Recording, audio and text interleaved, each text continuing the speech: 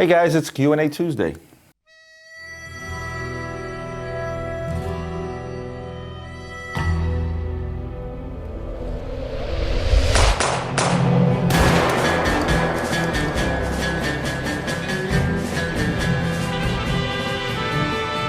I'm going to start with just reading off a comment from Marcus Vinicius. He's been a long-time follower of mine. He comments on every one of my videos. Shout out to you, Marcus, for doing that. I appreciate it. He basically ran through his top 10 APs. And I figured it'd be interesting to you guys to see, what some of my viewers rate their top 10 APs for say, right?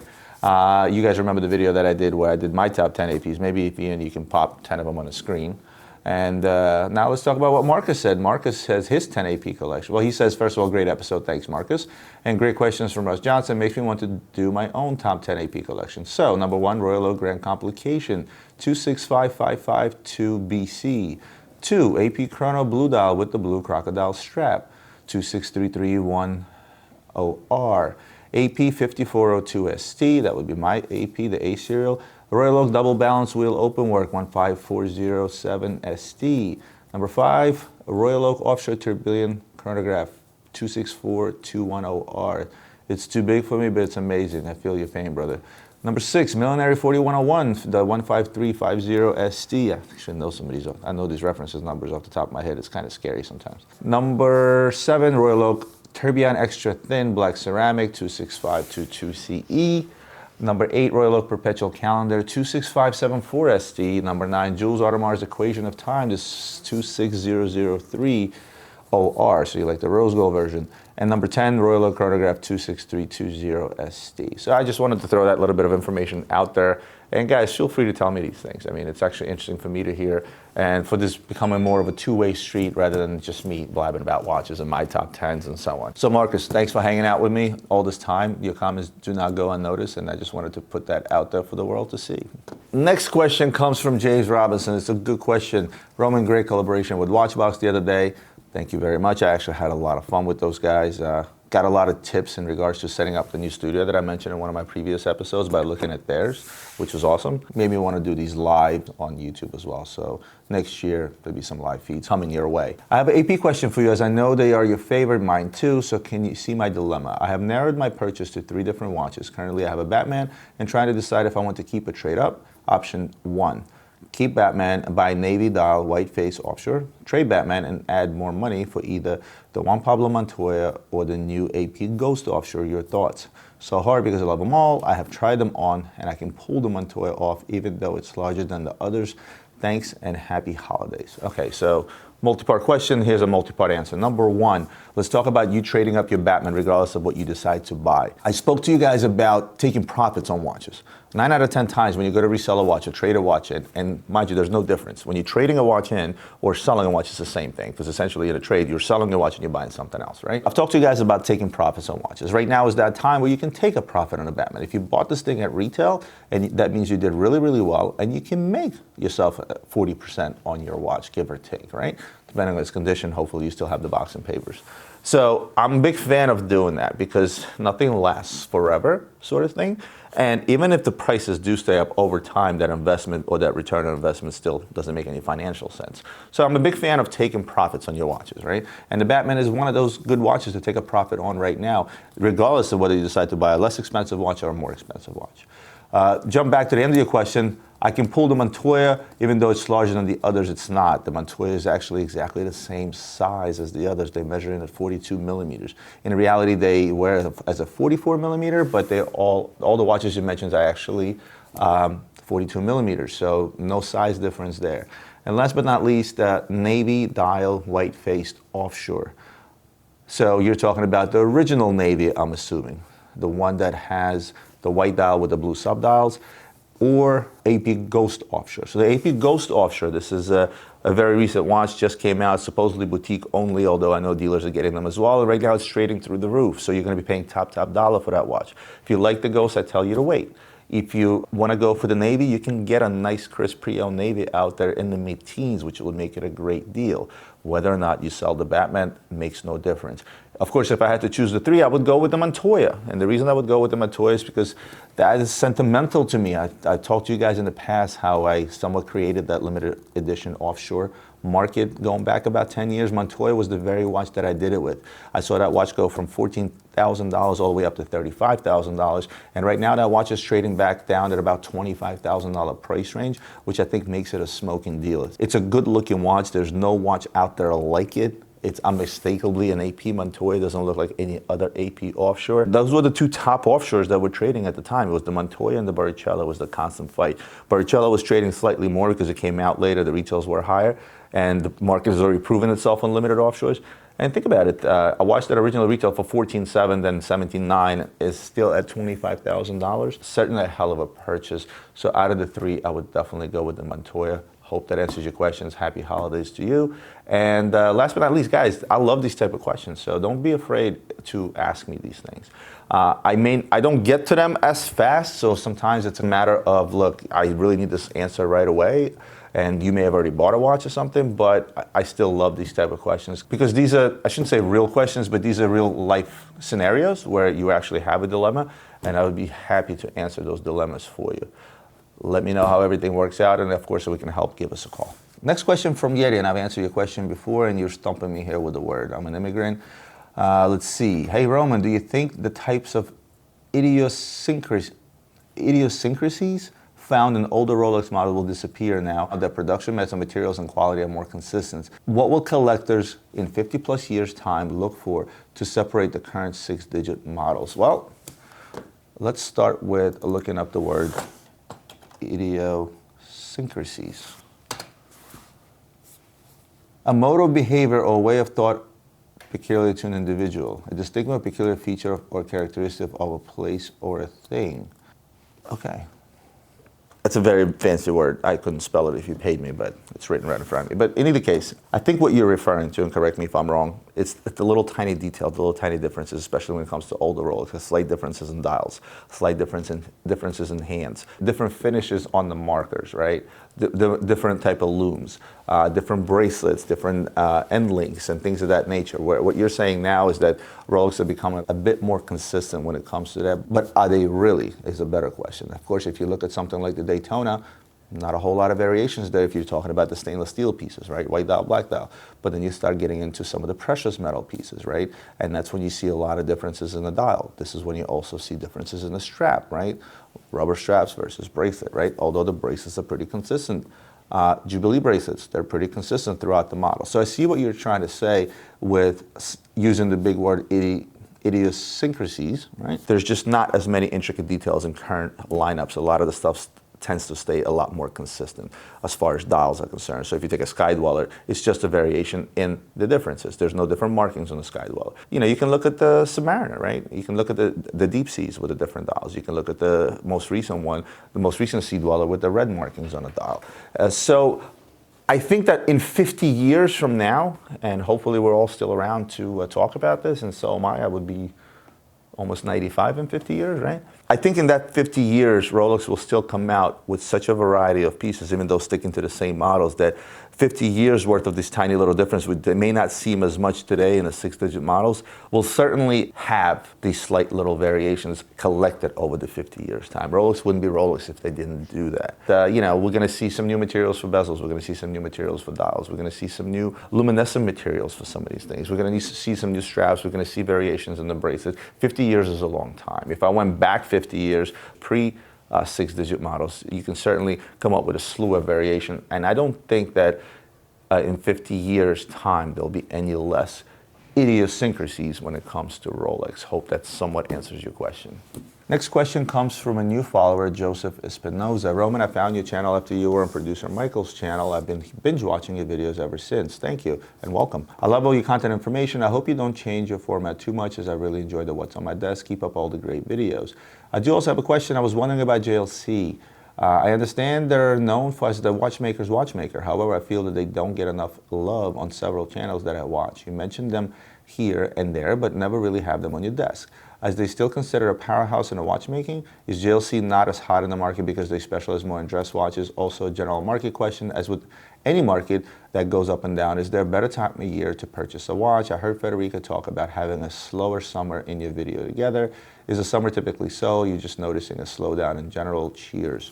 Well, Joseph, let's talk about JLC. Yes, they are the watchmaker's watchmaker because of the amount of movements that they manufacture for others, not just themselves. Because they're a movement manufacturer, they also tend to make a lot of their own watches. And they're not just a dressy watch. There's plenty of sporty watches that they make out there, right? And I have had plenty of JLCs on my desk. In fact, on the last episode I had a Reverso on. I also did a history of Reverso. I have shown off vintage Reversos. I've shown off the Jaeger Lecoultre Master Antoine Minute Repeater, say that fast 5 times, right? So I do stock quite a few Jaegers. The Master Compressor line I absolutely love. That's their sporty line. And I love it from the old gold pieces on the gold bracelets to the stuff with the rubber straps and the Navy SEAL stuff. I think is also absolutely great. As far as them not getting the love, it's just a question of popularity of the brand at the very moment. Panerai is not getting much love right now, but 10 years ago, you can keep a Panerai in stock, nor could you buy enough Panerais for your stock, right? It all sort of goes in waves. And you look at other channels, especially if you look at the channels of guys that do not sell watches, it's not their business like mine. My channel is not to push watches your way. My channel really does one thing and one thing only for us as a company, and that's brand recognition, putting a face behind the brand, someone that I'd like to believe knows what the hell they're talking about most of the time, because I do make mistakes from time to time. But it's a question of what do you want to talk about? And I may have touched upon this subject in the past where I talked about Instagram, right? I said, okay, well, if you are scrolling through Instagram, right, and you look at some of the watches, what gets the most likes today? Richard Mille, Rolex, AP, specific models, Patek Philippe, and I should say Nautilus for the most part, right? If I'm somebody that's running an Instagram page or a YouTube channel for that matter, I'm gonna all day, every day talk about stuff that's most popular, stuff that people are searching for, stuff that people are looking to see all the time, and I'm gonna go with the most popular. Hence, you're gonna see much less Jaeger and Panerai in today's episodes on YouTube channels across the board versus, let's say, that of Richard Mille, Batman versus Hulk on Rolexes. I mean, look at some of the most viewed videos online. You know, Omega this versus Rolex this, you know, Tudor this versus Rolex that, or Rolex this versus Rolex that, or this Richard Mille or that Richard Mille, and so on and so forth, right? And the reason for that is because those are the videos that get the most amount of views, the most amount of clicks, and people that are on YouTube that are not in the business of watches, they're in the business of YouTube and making money off of YouTube, they get the clicks, they get the views, they get the revenue, the ad revenue that YouTube pays them, right? Absolutely nothing wrong with that, right? And that's why you're seeing less Jaeger Lecoultres, you're seeing less Piagets.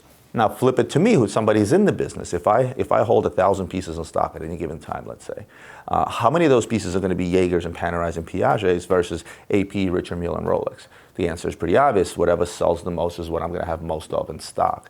And it's just based on today's market. And because I do this randomly, where I pick watches that come across my desk, or I pick watches that, or I'll go down and say if I have some sort of a theme and I'll pick a few watches, that's why you'll see a lot more APs on my episodes. You'll see a lot more Rolexes on my episodes. You'll see a lot of Richard Milles on my episodes. And not because it's popular, because this is what I just happen to have in stock, because that's what's selling at the moment. So I hope that sort of explains it. But at the end of the day, if you're looking at channels like mine, somebody who's in the business, and Federico as well, Federico is going to talk about things that he has in stock, obviously, and those things are going to be the more popular things, because nobody in their right mind today is going to want to stock 100 Jaeger Lecoultres. I may have about 10 in stock at any given time, but you won't see my stock go over that at any given time. But if you go back 6, 7 years, when the Master Compressor line was really, really popular, I had about 20 or 30 of them in stock because they were selling and they were selling fast. Same with Panerai and some of the other brands. As far as better time of year, there is no better time of year to buy a watch. It's really a question of timing. Doesn't matter how big of a dealer one may be, how small of a dealer one may be. And every single one of my fellow dealers that are watches will attest to the fact that there's never enough money in our business, right? We're always broke. Of course, I don't mean that literally, but I mean that there's never enough money in our business, because we're not a business that goes out and says, okay, I am selling socks, so I'm selling a certain product that's refillable, reorderable, and let's say I hold 100 different SKUs of 100 different things in stock that I can always reorder at any given time, where the price is constant and I know my demand, and so on and so forth.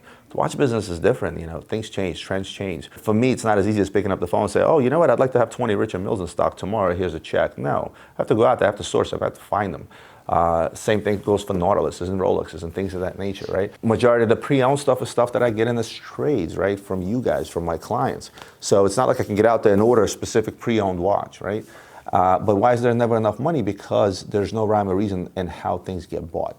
At any given time, my phone can ring, and somebody on the other line is going to say, hey, Roman, I got a great deal of Rolex packages for you for $300,000. Well, did Roman plan to spend $300,000 today? No, Roman may have just paid a bunch of big bills, but Roman must buy this stuff. Either you have a lot of funds sitting in the bank, which makes no sense because you want to have your money in inventory, or there's a shortage just because you overbought, and not by choice, but by the nature of the beast.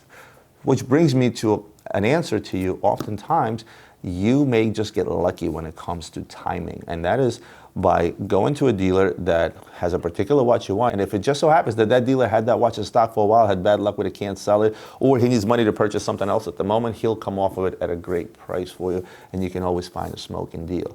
But if at the same token you call that same dealer and he just bought this watch and he wants to make a regular profit on it, he's not really looking to recuperate the funds out of that quickly because he has other funds available to buy other things, then by all means, you're going to pay a regular price. Summertime in general, is it a little bit slower? It's slower for us from the wholesale end of things because there's really not a lot of trade shows during the summer. We have one major trade show in Hong Kong in June, which is a slower show because it is summer. So generally summer, yes, is a little bit slower. Towards the end of summer, it picks back up, especially on the wholesale end of things because people get prepared for the holiday season when stuff starts to fly off the shelves as it's doing this Christmas. But if you're going to call me in the summer and you think you'll get a better price on a particular item, it has nothing to do with timing of the season. It has to do with the timing of how long I may have had a particular watch in stock, what do I have going on this week in terms of funds, and especially when you're talking about heavy duty pieces, 100,000 up, we're always motivated to move those once we've had them in stock for a while. It's, return on investment over time kind of thing. Hope this sheds a little bit of light into what you asked me. Here's a good one from Jimmy Salo. Been wondering, recently checked out your video about the Hong Kong show. If I understood correctly, you sometimes buy watches there and sell them instantly at the show. Are the customers there only dealers and consumers or both? And to the point of wonderment, do you come across the same watch twice? I mean, a watch sold to you, you sold to someone and they decided to sell it to the next guy and then the next guy and so on and so forth. Of course, every seller needs to make a profit on what they buy. I would imagine this kind of a thing, if it happens, inflates the price and creates a small bubble, don't you think? Great questions, Jimmy. Honestly. Well, yes, there are times where I'm at a trade show, I buy something and I sell it right there and then. That happens all the time. Do I come across the same watch twice? Yes. Have my same watches been offered back to me? Absolutely. I'll give you a couple of scenarios where I have sold a watch to a dealer for, let's say, $10,000. He then resold that watch to somebody for $11,000. And the other guy came back to me and offered the same watch to me and I offered him $9,000 and I bought it. Something's fishy, right? Absolutely not. A lot of times there are trades that are involved in these transactions. So if I sold this watch to this particular client for $10,000, he thought it was a good deal, he thought he could make a grand on it, and he went and, let's say, sold it to this other gentleman for $11,000. But he didn't just sell it to him, he gave him that watch, bought something else from him, and that guy gave him $11,000 in trade while selling him another watch. Well, the watch the other guy may have sold him, he could have owned, right, or sold it really, really well to the other guy, hence he took that watch in and trade for $11,000. And then he came to me and he just wanted to cash out of deals. He sold it back to me for $9,000. And I'm back to the drawing board selling that same watch for $10,000. Nothing wrong with that, no bubble created. Where a bubble is created or a small bubble is created is usually when watch go from dealer to dealer to dealer to dealer and the price increases every single time. And I've seen that happen numerous times. I've seen it happen in 2008. I'm seeing some of that stuff happening right now where watches are being sold from dealer to dealer for tremendous prices, but they're not landing on people's wrists. And that's where the small bubble gets created as part of the issue in the B2B industry that we have today, or the secondary market, as I often like to call it.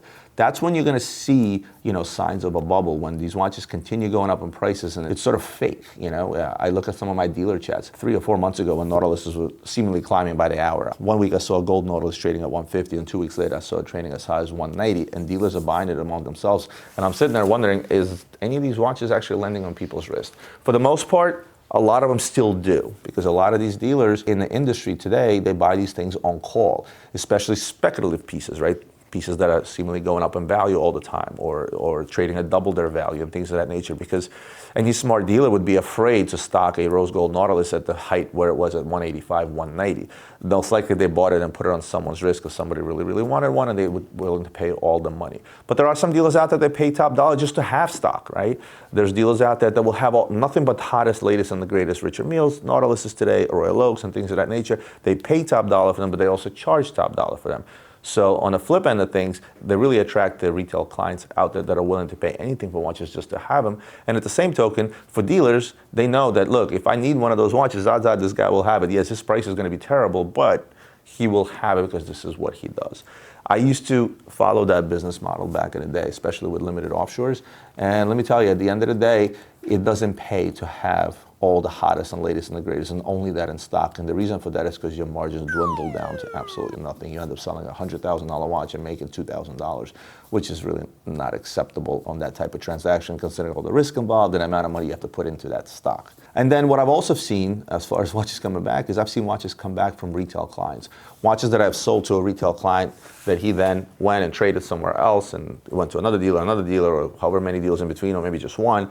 And then all of a sudden, I come across that watch at a trade show, I buy it, my inventory people go to put it in the system, like, oh wow, we had this watch before. And sometimes I've had a watch come back twice or three times over with this, because everything is entered by serial number, so you can see. I'm like, oh, wait a minute, I sold this watch to this guy, and then this watch came back, and I sold it again, and then here it is back again. And what's funny to see is the pricing differential. Some of the watches, the pricing differential could be $10,000 between what I originally paid for the watch 10 years ago versus what it was today, or vice versa. It's actually pretty funny to see those records. So when that happens, it's pretty entertaining at that. So hope I somewhat answered your questions. Next question from freaking crazy 6932. Roman, I love the channel. I would call your new show as Sharf's Watch Weekly or Watch News Weekly. I reached out to you guys and I asked you about some ideas. I wanted to retire, what's on my desk. Who can say where the road goes? While not retiring the concept behind showing you watches. And, talk more about industry news, maybe what has happened on a wholesale end of things, retail end of things. And you guys came up with some kick-ass idea.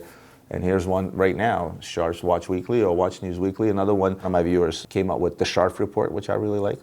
I mean, in either case, keep commenting below. Let me know some ideas for names of these shows. Or maybe I'll just put one out and you guys can help me name it that way. I had a question about pertaining to the watch market. If situation in Hong Kong does not improve in the next 6 months to a year, do you see that will force market value overall down? With news that Rolex finally releasing more watches to the market in combination with a potential market downturn in Asia, will we see good deals in the next year? If so, which Rolex would be best bang for your buck that might hold value or even appreciate in years to come? Appreciate the channel and the help and attention. Hong Kong has been on the tip of my tongue over the last few months, and not just me, every other dealer out in the industry, because the last 3 shows that we did in Hong Kong, that we saw a decline. I think the last Hong Kong show, we saw a 30% decline in sales over the last year's show. Again, due to what's happening in Hong Kong, as you mentioned. If things don't improve in Hong Kong, you have to look at it a bit differently. When I discuss things like Russia going under a little bit, former Soviet republics and things of that nature, how that affected Breguet and Ulysses Nardin and the watch market overall, the answer is pretty obvious. It's within your question. When you got a humongous market like Hong Kong, and you would think Hong Kong, okay, it's not that huge in comparison to the rest of the world, but it is. It's a huge hub. I mean, I meet dealers from every corner of Asia that come to Hong Kong to purchase watches and jewelry, right? When that big humongous hub takes a big humongous hit, the watch industry will take a hit, and that's just the bottom line. The amount of stock that's in Hong Kong right now, if you guys have never been there and you just go there and you just walk the streets and you literally see every other door is a watch store or a jewelry store, you'll be amazed how much stuff is there. And don't get me started with Macau. Macau, I mean, you literally have blocks, which is one store after another that has millions and millions and millions of dollars in inventory in Macau. It's crazy how much stuff is there.